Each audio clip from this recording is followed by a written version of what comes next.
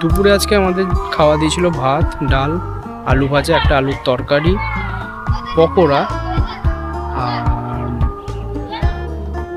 Pomfret মাছ, plus যারা মাছ খায় না তাদের জন্য, বাচ্চাদের জন্য মাংসও করে দিয়েছিল ওনারা। একটা বেগুনের কিছু একটা করেছিল, আমি ওটা নিইনি যেহেতু, ওই জন্য ভিডিওতে নেই। আর নিয়েছিলাম পাঁপড়, চাটনি, ভালো খাওয়া দাওয়া। এখন সন্ধেবেলাতে চা, পকোড়া, মুড়ি দেবে। আর রাতেরটা বলা হচ্ছে চিকেন আর রুটিটা দেবে। তো ফায়ার ক্যাম্পের ব্যবস্থা রয়েছে, কিন্তু ফায়ার ক্যাম্পটা আমরা আজকে নিইনি, কারণ হচ্ছে কালকে আবার আমাদের কিছু টিম মেম্বার জয়েন হবে।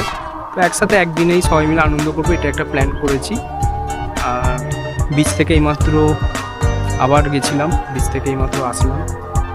সবাই একটু টায়ার্ড, ঘুমেতে চলে গেছে।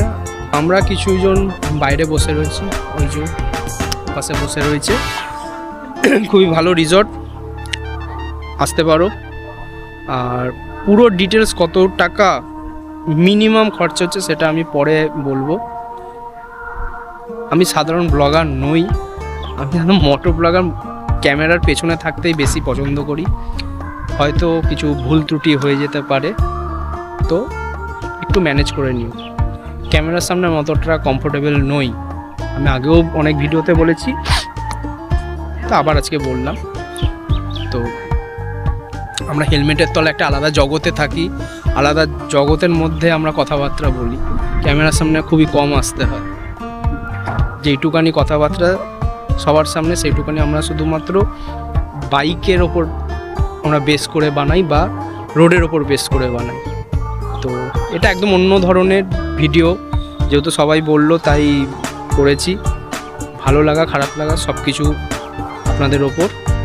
তো এই ডিটেলসের পুরো ভিডিওটা আমি দুটো পার্টে ভাগ করে দেবো।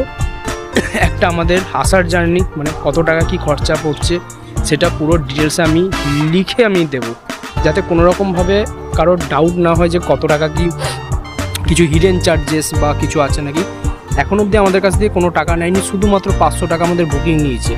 এটাও কিন্তু একটা মানতে হবে যে আমরা এতগুলো 12 জন এখন আজকে এসেছি, তারা কিন্তু কোনো এখন অবধি টাকা চায়নি। আমরা তারা যা বলছি তাই এনে দিচ্ছে, সবাই যা খেতে চাইছে খাচ্ছে, একবারও অবধি টাকার কথা বলেনি।